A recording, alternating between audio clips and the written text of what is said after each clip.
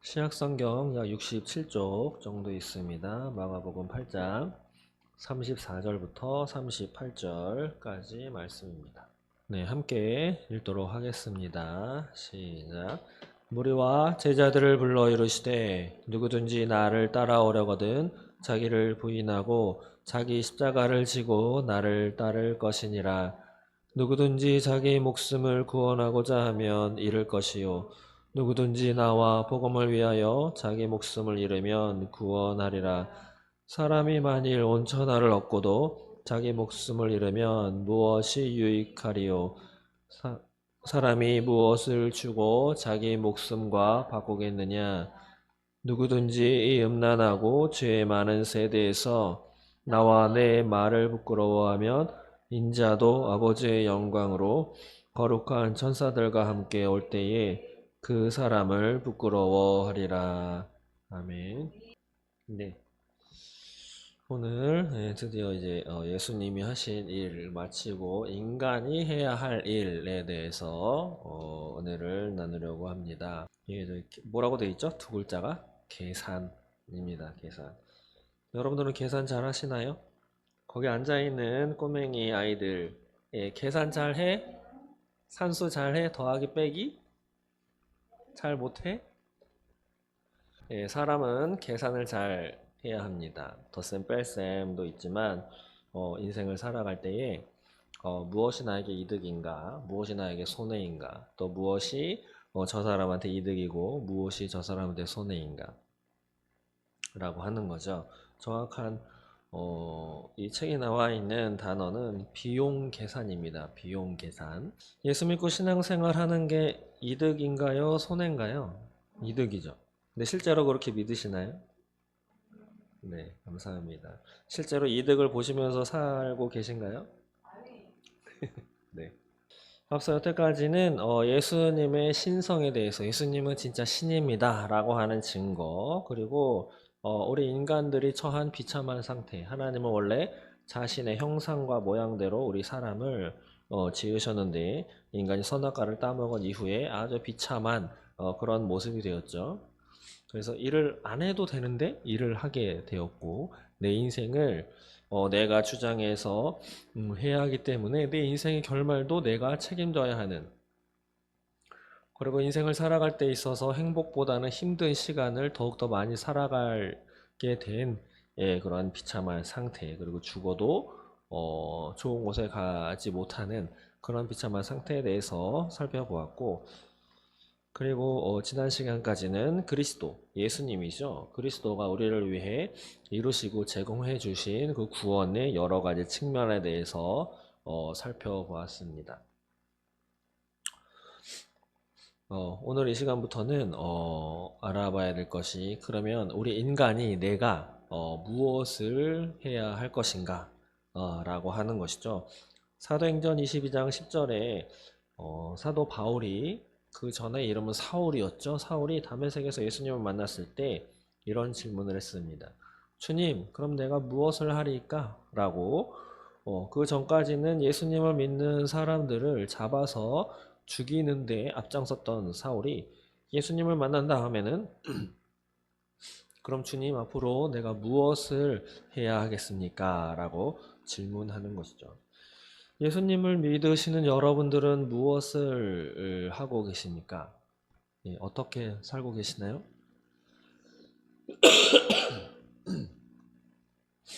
네, 좀 막연한 질문인가요? 네, 우리는 예수님을 구조로 영접한 이후에 어떻게 무엇이 남아 있는가, 이 책에도 얘기하지만 우리 자신을 온전히 예수님께, 그리스도에게 맡기면서 그리스도를 나의 구주로, 나의 주님으로 모셔야 하는 그러한 일이 우리에게 남아 있다라고 하는 것이죠. 우리는 예수님을 구주로 영접해야 합니다. 그 구주로 영접한다는 것이 무엇인지에 대해서 오늘 살펴보도록 하겠습니다. 예수님은 자기를 따르라고 말씀하시면서 아무것도 요구하지 않으신 분이 아닙니다. 공짜로 그냥 나만 따라오면 돼 라고 하지 않으시고 나를 따라오는데 필요한 것이 있어. 이것도 필요하고 저것도 필요해. 너희들이 내 제자가 되면서 따라올 때에는 해야 할 것이 있다 라고 이렇게 이야기를 하십니다. 오늘 방금 읽었었던 본문에도 보시면 마가복음 8장 34절에 이렇게 말씀하시죠. 무리와 제자들에게 예수님이 이르셨는데 누구든지 나를 따라오려거든 자기를 부인하고 자기 십자가를 지고 나를 따를 것이니라 라고 예수님은 말씀하셨습니다. 예, 자기 십자가를 져라 라고 이렇게 말씀하셨죠. 예, 공짜로 따라올 수 있는 길이 아니다 라고 하는 겁니다. 누가복음 14장 28절부터 30절에는 예수님께서 또 이런 말씀을 또 하셨어요. 제가 읽어드리면 너희 중에 누가 망대를 세우고자 할 때에 자기의 가진 것이 준공하기까지에 족할는지 먼저 앉아서 그 비용을 계산하지 않겠느냐. 예. 만일 그렇게 하지 않아서 그 기초만 쌓고 능히 이루지 못하면 보는 자가 다 비웃어 이르되 이 사람이 공사를 시작하고 능히 이루지 못하였다 하리라. 예, 예수님께서 하신 말씀입니다. 이 말씀을 쉽게 풀자면 누가 건물을 지을 때 그 건물을 완성할 때까지 얼마의 비용이 드는지 계산하지 않겠냐라고 하는 이야기죠. 그래서 건물 하나 짓는데 만약에 10억이라는 돈이 필요한데 계산을 하지 않거나 계산을 잘못해서 3억만 가지고 그 건물을 짓기 시작했을 때는 10억짜리 건물을 짓는데 3억으로 지을 수 있겠어요? 짓지 못하겠죠? 예, 바닥만 치고 그 건물이 만약에 10층짜리 건물이다 라고 하면 한 3층 짓다가 끝날 겁니다. 그러면 주변에 사람들이 야, 저 10층짜리 10억짜리 건물을 3억으로 지을 수 있다고 옆에서 보다가 중간에 멈추면 비웃는다 라고 하는 말씀을 예수님이 하신 것이죠. 왜 이런 이 말씀을 하셨을까요? 예, 비용 계산하는 것은 하나님의 나라는 공짜로 주어졌다 라고 하는 것이 알려져 있는 사실인데 예, 그 비용은 예수님께서 다 치르셨죠. 자기의 피값으로. 그런데 이 비용 계산하라고 왜 말씀하셨는가? 많은 그리스도를 따르는 예수님을 믿는 많은 사람들이 이러한 비용을 계산해 보지 않았기 때문에 어쩌면 명목상의 그리스도인, 명목상의 기독교라고 하는 용어가 생기지 않았는가? 오늘 저자는 그렇게 이야기하고 있습니다. 그래서 예수님을 믿으면서 신앙생활은 하지만 정말로 하나님이 예수님이 원하시는 올바른 신앙생활이 아니라 신앙생활 가운데 존경은 잃지 않으면서 불편하지 않은 범위 내에서 신앙생활을 하고 있진 않은지 마땅히 지불해야 할 것, 마땅히 부담해야 할 것을 책임을 다하지 않은 채 내가 원하는 것만, 내가 편한 삶 살아가는 것만을 위해서 신앙생활을 하고 있지는 않은지 쉽게 말하면 그런 것이죠. 일주일 동안에 그냥 내 마음대로 살다가 주일 예배만 반짝 드리고 하나님으로부터 복을 받기를 원한다든가 뭐 가장 쉽게는 이런 것이죠. 일주일 내내 성경책 한 번 펴보지 않은 채 살다가 주일날 경건한 모습으로 말쑥하게 잘 차려입고 성전에 나와서 예배 드리면서 회개기도 하고 하나님 일주일 동안 잘못했습니다. 그리고 또 저에게 일주일 살아갈 힘을 주옵소서 또 자신이 원하는 것 기도 드리고 또 돌아가서 일주일 동안 사는 그렇게 일상생활 살아가는데 불편하지 않은 범위 내에서 거북스럽지 않은 범위 내에서 신앙생활을 하고 있진 않은지 또 그러한 이런 용어가 생긴 까닭은 그렇게 신앙생활하는 기독교인이 많기 때문이겠죠. 그래서 오늘 제목에 나온 것처럼 오늘 본문을 다시 보자면 예수님께서는 누구든지 나를 따라오려거든 자기를 부인하고 자기 십자가를 지고 나를 따르라 라고 말씀하셨습니다.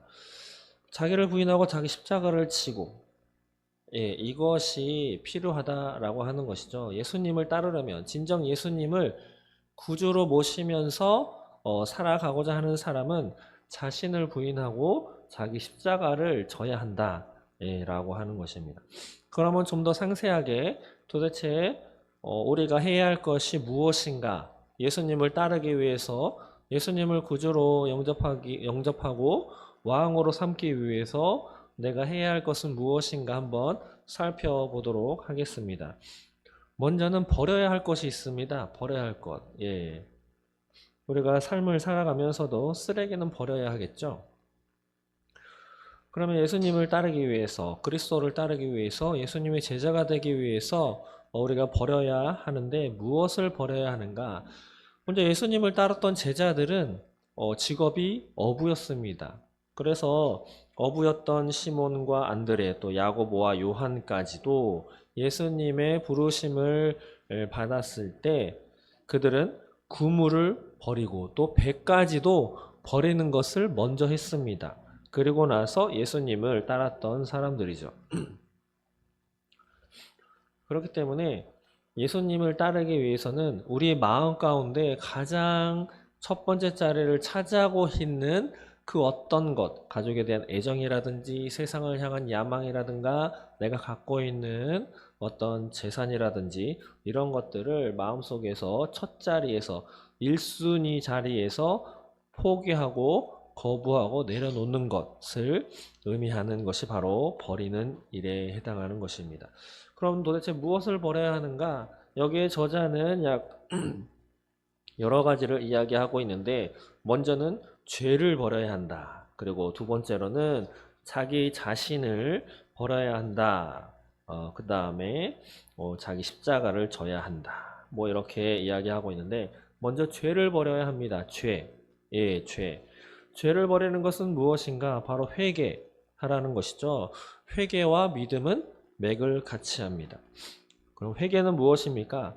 어제 어느 거짓말을 했는데 그거 용서해 주세요. 예, 그것도 물론 회개지만 좀 더 본질적인 회개는 죄에 대한 마음과 태도를 내적으로 완전히 바꾸는 것입니다.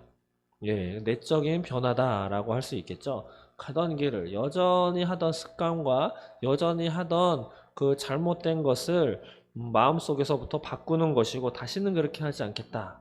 바꾸는 것이고 또한 그 결과로서 실제의 행위도 변화가 있어야만 그것이 회개인 것이죠.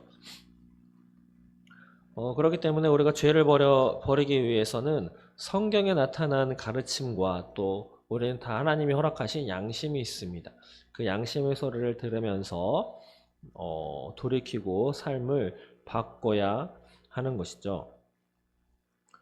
회개할 때는 필요한 것이 냉정해야 합니다. 뭐 조금 이렇게 여지를 둬서 오늘만 요거는 조금 저거는 조금 할 수 있는 거 아니겠어? 라고 하면 회개라고 볼 수 없습니다.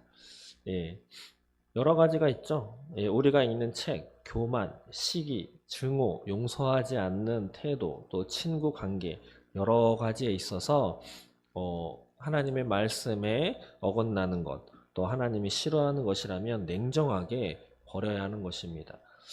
또한 때로는 배상을 해야 하는 경우도 있습니다. 예, 우리가 어떤 실수나 잘못을 해가지고 상대방에게 해를 끼치거나 이랬을 때 배상을 해야 하는 경우도 있는 것이죠. 바로 사람들과의 관계를 바로잡는 것을 의미한다라고도 볼 수 있는 것인데 여기서 우리가 기억해야 할 것은 바로 우리가 짓는 죄는 인간에게도 상처를 주고 마음을 아프게 하고 관계를 깨트리지만 누구보다도 하나님께 상처가 된다라고 하는 거죠. 예. 하나님이 신인데 상처가 있겠어? 그럼 피를 흘려? 그게 아니죠.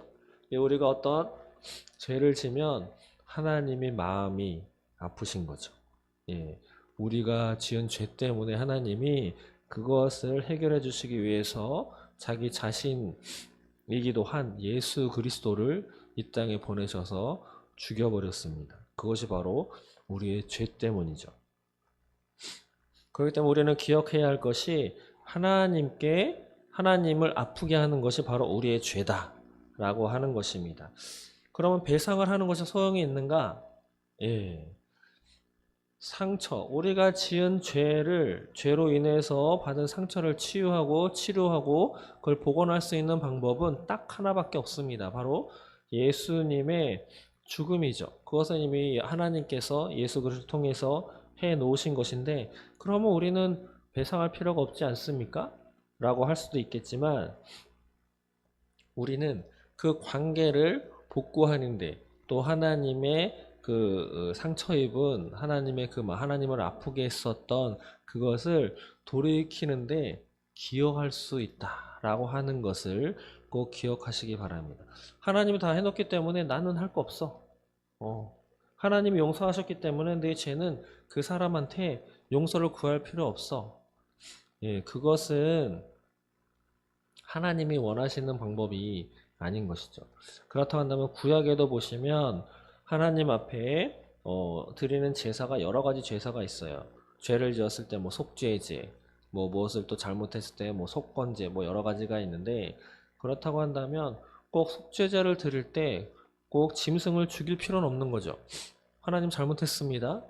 이건 끝날 것인데 하나님은 꼭 어느 짐승을 와가지고 잡아서 죽여서 피를 흘려서 이런 것들을 하는 이유가 물론 이만큼 심각하다 너가 지은 죄가 그것도 있지만 그것을 하면서 기억해라 라고 하는 것도 있고 그런 행위 자체가 그런 것들을 복구하는데 어느 정도 기여할 수 있는 여지도 있다고 볼 수 있는 것이죠.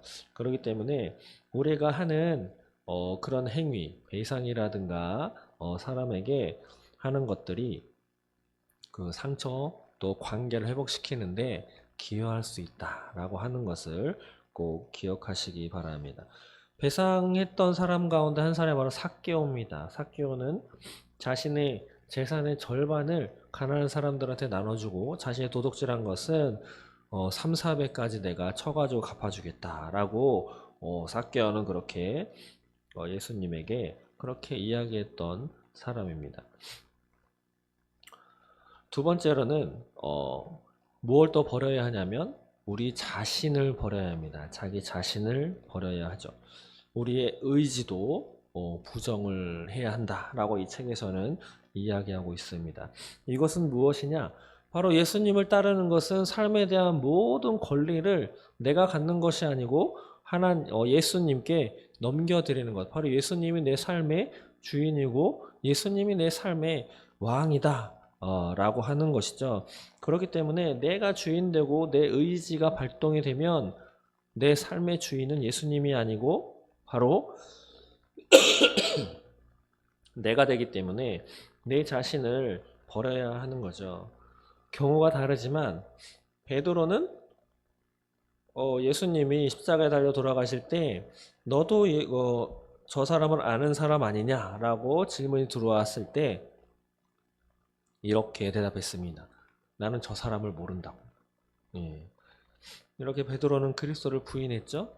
이렇게 한 것처럼 우리는 예수님 앞에 내 자신을 부인해야 합니다. 왜냐하면 그렇게 해야만 예수님이 내 삶의 주인이 되시기 때문이겠죠. 바로 내 자신을 거부하고 예수님을 인정하는 것이 바로 이것입니다. 그 다음에 우리 또 무엇을 해야 하느냐? 내 십자가를 져야 합니다. 나의 모든 것, 특히 내 육신의 소욕을 바로 십자가에 못 박는 것이 바로 자기 십자가를 져야 하는 그 의미가 되는 것이겠죠. 보통 교인들, 성도들 가운데 이런 이야기 하시는 분들이 종종 좀 많이 있습니다. 자녀가 나를 힘들게 한다든지 배우자가 힘들게 한다든지 부모님이 힘들게 한다든가 또 내 하나밖에 없는 친구가 힘들게 한다든지 그것을 내 십자가다. 내가 평생 지고 가야 할 십자가다.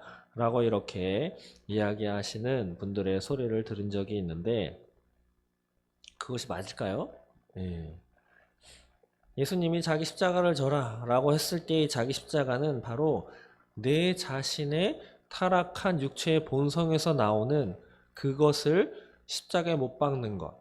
예, 그것을 하나하나 자제하고 없애려고 애쓰는 것. 바로 예수님께서 십자가에 달려 돌아가실 때 나의 모든 육체의 소욕도 십자가에 못 박히실 때 다 못 박아서 사라졌다라고 하는 것. 누가 그랬죠? 나는 날마다 죽노라 라고 고백했었던 것처럼 바로 이것이 내가 십자가를 지는 것이다 라고 하는 것이죠. 예. 그리고 우리 자아가 죽어야 된다라는 말도 보통 많이 합니다. 자아가 뭘까요? 자아. 네. 말은 많이 쓰지만 실제로 이렇게 질문이 들어오면 대답하지 못하는 것들이 참 많이 있습니다. 그 중에서는 시간이 뭐죠? 시간? 예, 제대로 대답하실 수 있는 분 없습니다. 뭐 옆에서 저도 그래요. 색깔은 뭡니까? 색깔. 예, 색. 설명하실 수 있으시겠어요? 색. 예, 빛. 별로 없습니다. 예. 자아는 무엇이냐? 바로 인격이라고 보시면 틀리지 않습니다. 인격. 인간의 인격, 내가 갖고 있는 인격, 나의 모든 것인 것이죠. 나의 자아, 내 자아를 십자가에 못 박아야 합니다.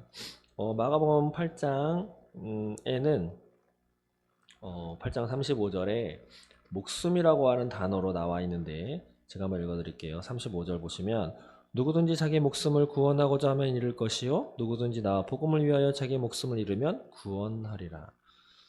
여기서 내 목숨을 구원하고자 하면 잃을 것이다. 그리고 예수님 때문에 복음 때문에 자신의 목숨을 잃으면 구원하리라. 라고 이렇게 말씀하시는 이 목숨이 바로 자아다. 나의 인격이다. 라고 이렇게 해석을 하셔도 틀리지 않습니다.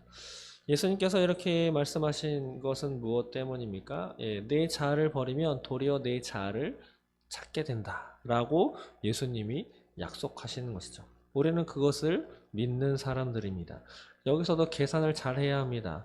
내 목숨값은 엄청 비싸죠. 돈 주고도 할 수 없는 그 비싼 것. 이걸 버리면 이거보다 소중한 게 있을까? 라고 계산 주판하느라 막 튕기지만 예수님이 해주신 계산은 우리 자체의 생명을 구원하고자 애를 썼을 때는 그것을 구원하지 못한다. 라고 하는 거죠. 그래서 주판알은 내가 튕기는 것이 아니고 예수님이 튕겨주시는 주판알에 그 계산이 보다 정확하다라고 하는 것을 기억하시기 바랍니다. 그래서 예수님을 따르려면 자신을 부인하고 나를 부인하고 내 자신을 십자가에 못 박고 그래서 나를 잃어야 한다라고 하는 것이 필요한 것이죠. 바로 예수님을 구주로 영접하고 주인으로 모시기 위해서 필요한 계산법에 의하면 이것이 필요하다라는 거죠.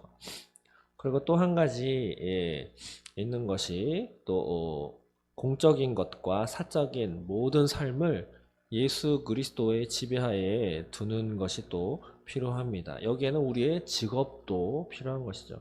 요즘에도 어떤 청년이 교회 예배드리기 어렵기 때문에 취업했던 직장을 그만둔 그런 청년도 알고 있습니다. 그리고 하나님의 일을 한다라고 하는 단어를 사역이라고 표현을 하죠. 사역.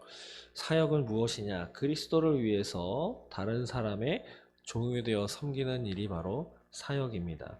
그래서 이 앞에 저는 이제 목사로 사역을 하고 있고 제 아내는 사모로 사역을 하고 있고 또 다른 교회에서는 또 전도사님으로 사역을 하시는 분도 계시고 또 간사로 여러 가지로 사역을 하시는데 사역자다라고 한다면 자기 자신을 위해서 살지 않고 주님과 다른 사람을 위해서 살아가는 것이다.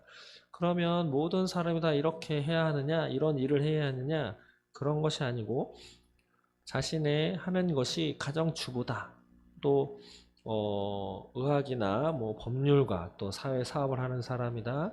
또 상업, 또 사업체를 운영하는 사람이다. 또 어느 사업에 직원으로 고용돼서 일을 하는 사람이다 라고 한다면 그 안에서의 일하는 그것도 기독교적인 마인드로 하나님의 말씀 앞에 그리스도와 함께 그들을 섬기는 그리스도와 함께 이 세상을 섬기는 삶이라면 그것 또한 기독교 사역, 하나님 앞에 사역으로 인정받을 수 있는 것이죠. 그렇기 때문에 우리는 우리가 하는 일 가운데 하나님의 목적이 무엇인지 항상 기도하면서 찾아가면서 마음을 다해서 행해야 할 것입니다. 그것이 골로새서 3장 23절에 무슨 일을 하든지 마음을 다하여 주께 하듯 하고 사람에게 하듯 하지 말라. 여기서 무슨 일은 꼭 교회에서만 사역자로 일하는 그 사역에만 한정되는 것이 아니고 좀 전에 말씀드린 가정주부면 가정 안에서 또 직장생활하면 직장 안에서 사업체를 운영한다면 그 사업체 리더로서 또 관공서 뭐 다양하겠죠. 그런 자신의 일터 속에서 무엇을 하든지 주님께 하듯 하라라고 하는 것이 하나님의 말씀입니다. 그것도 예수님을 구주로 주님으로 모셔야 하는 삶의 영역이 그 외에도 여러 가지가 있는데 결혼, 가정생활도 마찬가지죠. 예. 성경에는 고린도후서 6장 14절에 너희는 믿지 않는 자와 멍에를 함께 매지 말라라고 하는 말씀이 있습니다. 예, 어떻게 생각하십니까? 이것을 결혼 제도에 투영한다면 믿지 않는 사람과는 결혼하지 말아라. 동의하시나요? 예, 믿지 않는 사람과 결혼하지 말아라. 믿음, 그 사람의 신앙, 그 사람의 믿음을 잴 수 있는 척도 중에 가장 중요한 척도로 볼 수 있는 것이 결혼할 때 누구와 결혼하느냐를 바라본다면 이 사람이 진짜 신앙인이냐 아니냐로 판단할 수 있다라고 이야기하는 것을 들은 적이 있습니다. 바로 결혼할 상대자를 무엇을 가장 최우선 순위로 두고 결혼 상대자, 배우자를 결정하느냐. 성경은 되도록이면 아니 반드시 하나님을 믿는 신앙인과 결혼해라. 구약에서부터 계속 나오죠. 거기서 난 이방인과 결혼하지 말아라. 예, 솔로몬은 그것을 어겼기 때문에 우상숭배가 따라와서 되게 힘든 그 나라의 결과까지 갖고 왔는데 자유연애가 시작되면서 결혼을 내가 좋아하고 내 마음에 드는 그 이성과 결혼하는 그것이 나의 행복을 갖고 올 것이다 라고 믿었지만 결과는 별로 그렇지 않습니다. 성경을 기초로 믿지 않는 자와 결혼을 하면 많은 부분에 있어서 어려움에 처하는데 무엇보다도 영적인 영역에서도 너무 힘든 일을 갖게 하는 것입니다. 근데 영적으로 하나가 될 수 없죠. 예, 같은 신앙인이 아니기 때문에. 그리고 그것 자체가 하나님 앞에 불순종하는 결과가 되는 것이고 또 하나님이 뜻하신 그 연합하는 관계에 그 충만한 그 기쁨을 누리지 못합니다. 그리고 믿지 않는 사람과의 결혼해서 낳은 자녀 또한 위험에 처하게 되는데 어떤 위험이냐? 물려주어야 할 신앙의 유산을 제대로 물려주지 못하는 그래서 어쩌면 신앙을 아예 모르는 채 인생을 살아가게 될 수도 있는 그러한 내 자녀가 될 수 있다라고 하는 것이죠. 그렇기 때문에 그리스도인의 회심이라고 하는 것, 내가 그리스도인이 되었다, 내가 예수님을 나의 구주로 영접했다, 내 주인으로 모신다라고 한다면 결혼과 또 이성 관계에 대해서 생각하는 것 그리고 삶의 모습의 그 태도가 변하는 것이 마땅하다라고 하는 것이죠. 결혼 제도에 대해서만 변화가 있느냐? 그렇지 않습니다. 돈을 관리하는 것, 시간을 관리하는 것에서도 변화가 있어야 하는데 성경은 재산을 소유하는 것을 부정하지 않습니다. 사유재산 제도를 인정하죠. 그런데 하나님은 하나님과 재물을 동시에 섬길 수 없다라고 하는 말씀을 주시는데 이것은 어떤 의미냐? 돈을 다 버려라 라고 하는 것은 아닙니다. 그건 무엇이냐 하면 돈이 최고야. 돈이 하나님보다 더 중요해. 내 모든 삶의 문제는 하나님보다 돈으로 해결할 수 있어. 라고 하는 그 마음의 애착, 우선순위가 돈에 대해 있는 것. 그것을 버려라 라고 하는 거죠. 돈은 좋을 수도 있고 안 좋을 수도 있습니다. 우리에게 다가온 돈은 우리가 성실하게 그것을 다루고 사용해야 한다라고 하는 것이죠. 그리고 우리에게 주어진 시간 또한 잘 써야 합니다. 어떻게 써야 하느냐? 반드시 우선순위를 잘 두어야 하는 것이죠. 하루를 살아갈 때 여러분들은 그 시간 가운데 어떤 것을 가장 먼저 하고 계십니까? 저를 비롯한 많은 사람들이 아침에 눈을 뜨면 가장 먼저 찾는 것은 성경책이 아니고 핸드폰입니다. 예, 알람을 먼저 끄기 위해서이기도 하고 그날의 일정이라든지 누가 나에게 밤새 연락한 것은 없는가 라고 하는 것 때문에 핸드폰을 먼저 보는데 내 삶의 우선순위, 내가 쓰는 시간 가운데 반드시 내가 정해놓고 하는 것이 무엇인가 라고 하는 것을 살펴본다면 나는 무엇을 가장 중요하게 생각하는지 우리는 살펴볼 수 있습니다. 그렇기 때문에 그리스도를 따르기 위해서는 내가 있는 죄 그리고 내 자신을 버리고 돈과 시간 또 가정생활 이런 여러 가지에 있어서 삶의 우선순위를 잘 가져야 하는 것이죠. 그리고 두 번째 버리는 것을 지나서 또 한 가지 무엇이냐면 그리스도 예수님을 시인해라 라고 하는 거죠. 여러분들은 예수님을 나의 구주로 시인하십니까? 예, 그걸 어디서나 말씀하실 수 있겠습니까? 예, 상황이 바뀌면 지금 아멘이라고 했던 그 대답을 공개적으로 할 수 있을까? 예, 성경은 이렇게 이야기하죠. 마가복음 8장 38절에 누구든지 이 음란하고 죄 많은 세대에서 나와 내 말을 부끄러워하면 인자도 아버지의 영광으로 거룩한 천사들과 함께 올 때에 그 사람을 부끄러워하리라.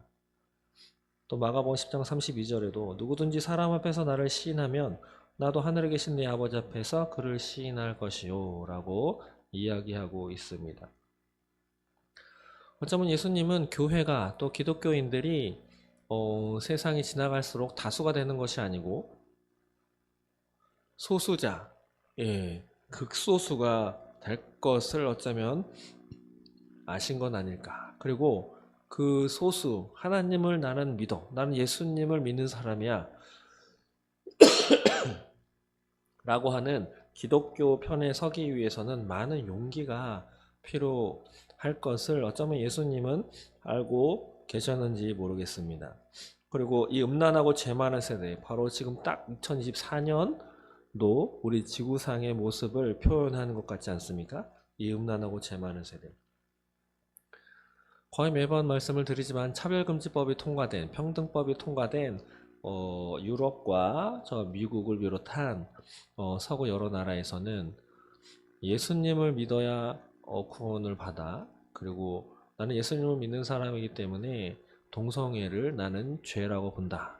라고 하는 이 말을 할 수 없게끔 만들어 놨습니다. 왜냐하면 이 말을 하면 동성애를 하는 사람들이 마음이 불편해요. 자신에게 혐오 발언을 했다라고 해서 차별금지법 내지 평등법에 들어있는 혐오 범죄 조항을 들어서 고소를 합니다. 고소하면 어떻게 되나요? 예, 배상금을 물던지 아니면 교도소에 갑니다. 그렇기 때문에 그런 말을 하지 않게 되는 거죠. 그런 상태에서도 나는 예수님을 믿는 사람이기 때문에 동성애 결혼식에 나는 참석하지 않겠습니다. 라고 한다든지 나는 동성애 하는 것을 죄라고 믿습니다. 왜냐하면 하나님이 그렇게 말씀하시기 때문이죠. 라고 하는 이 말을 하는 것 예수님은 그것을 죄라고 하셨습니다. 라고 이야기를 하는 것에는 아마 앞으로 많은 용기가 필요한 시대가 우리에게 다가올 것입니다. 그러한 나라가 되지 않도록 물론 기도해야 하겠죠.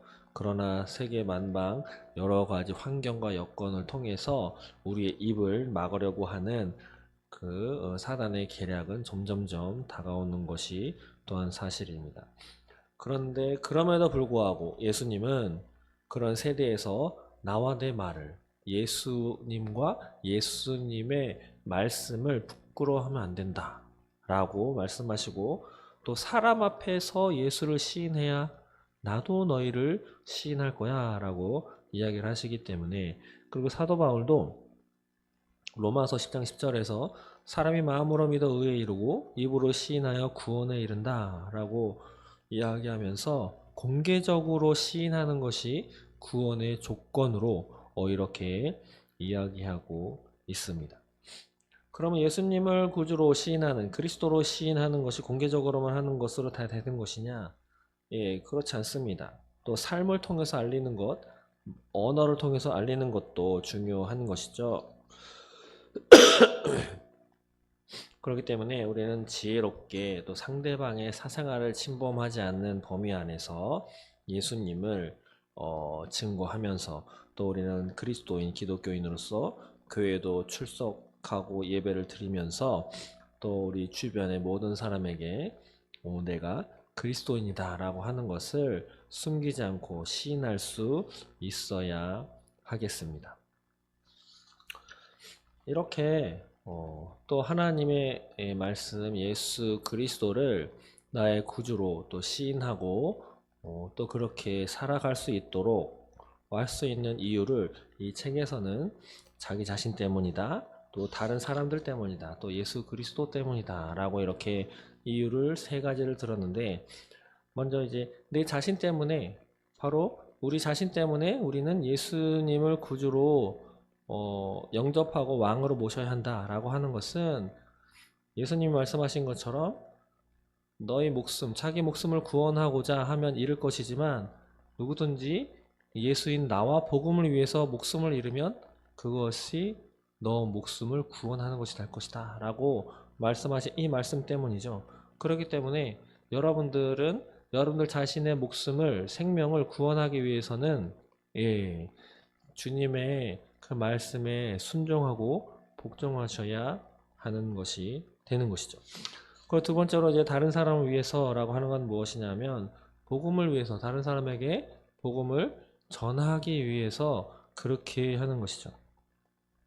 그리스도인들은 이런 사람들입니다. 예수 그리스도 안에서 진정한 평화와 진정한 사랑이 담긴 비밀, 그리고 인간관계에 있어서의 비밀, 그리고 사람을 변화시키는 비밀을 발견한 사람이 바로 우리 그리스도인들인데, 우리는 이것을 우리 자신만 알고 있는 것이 아니고 다른 사람들에게 나누어 주어야 할, 빛과 소금의 역할로서 나누어 주어야 할 그런 의무가 있는 사람들입니다.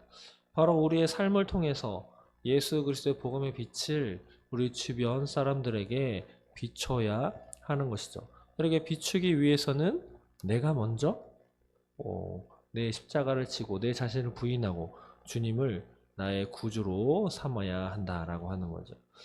마지막으로 예수 그리스도 때문이다 라고 하는 것인데, 왜냐? 바로 예수님께서 나를 위해서 큰 일을 행하셨기 때문이죠.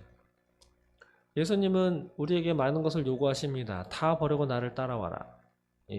부자 청년이 질문했을 때 다 좋은데 한 가지 부족한 것, 너가 갖고 있는 재물을 다 팔아서 가난한 사람들한테 나눠주고 너는 나를 따라라. 그러자 큰 근심을 하면서 돌아갔다라고 성경은 말씀하시죠. 근데 예수님은 그냥 달라고 하지 않으셨습니다. 예수님은 자신이 먼저 큰 것을 행하셨죠. 큰 것을 우리에게 주셨습니다. 바로 자신의 목숨입니다. 그런데 그 이상을 우리에게 주셨죠. 그 이상, 자신의 목숨 이상을. 바로 무엇이냐? 예수님은 하나님과 동급이죠. 그렇기 때문에 하늘에서 하나님 아버지의 영광과 천국에서의 특권을 누리셨던 분입니다. 그리고 수많은 천사들이 예배하는 그 예배를 받으셨던 분이 바로 예수님이신 것이죠. 그러한 예수님은 그 하늘의 영광과 천국, 하늘나라의 특권, 그리고 천사들이 예배하는 그 예배를 버리셔야 했습니다. 그리고 자신이 인간의 형체를 입으셔서 재앙을 받으셨죠. 그리고 마구간에서 태어나셨습니다. 그리고 목수일을 하셨고, 또 비천한 십자가에 죽어서 십자가에서 세상 죄를 담당하신 분입니다. 우리에게 요구하시는 것보다 예수님은 더 많은 희생을 감당하신 분이 바로 예수님인 것이죠. 더 많이 주신 분이 예수님이시기 때문에 우리에게 자신이 주신 것보다 더 조그만 것을 우리에게 요구하셨기에 우리는 그 요구에 응할 수 있는 것입니다. 그것도 예수님이 어떤 희생을, 나를 위해서 어떤 것을 지불하셨는지 안다면 우리는 기꺼이 예수님께 그 예수님의 요구에 응할 수 있게 되는 것이죠. 오늘 말씀을 마치도록 하겠습니다. 정리하자면 예수님은 우리에게 모든 것을 주시고 구원의 반열로 올려놓으셨는데 하나님의 은혜로 우리 인간들은 무엇을 해야 할 것인가? 예, 기본적으로 계산 한번 해봐라 라고 하는 것이죠. 계산 한번 해봐라. 어떤 계산? 내 목숨값. 예, 내 목숨을 지키기 위해서 죽을 수밖에 없는 이 생명을 구원하기 위해서 무엇을까지 지불할 수 있는 것인지, 또 그 값을 위해서 무엇이 지불되었는지, 그 이미 지불된 그 값, 그 값과 내가 예수님을 구주로 모시고 살기 위해서 내가 지불해야 할 것, 그것을 비교해서 어느 것이 더 큰가, 또 그 어느 것이 열매가 더 큰가를 계산해 본다면 주님을 따르는 것이 계산상 우리에게 어마어마한 유익이다라고 하는 것을 우리는 알 수 있게 되는 것입니다. 그래서 우리가 해야 할 것, 죄를 버리시고 내 자신을 버리고 또 십자가를 지면서 예수님을 구주로 영접하여 왕으로 삼아 살아가는 데 있어서 내가 해야 할 것, 구체적으로는 또 각자의 삶에 있어 상황이 다르기 때문에 하나님께 기도하시면서 버려야 할 것이 무엇인지, 또 따라야 할 것이 무엇인지, 내 시간상 우선순위가 무엇이 되어야 하는가, 또 내가 갖고 있는 재물 어떻게 써야 하는 것이 맞는 것인지, 주님은 나에게 무엇을 요구하시는지, 그것에 대해서 날마다 순종하며 나아가는 저 여러분 되시기를 소망합니다.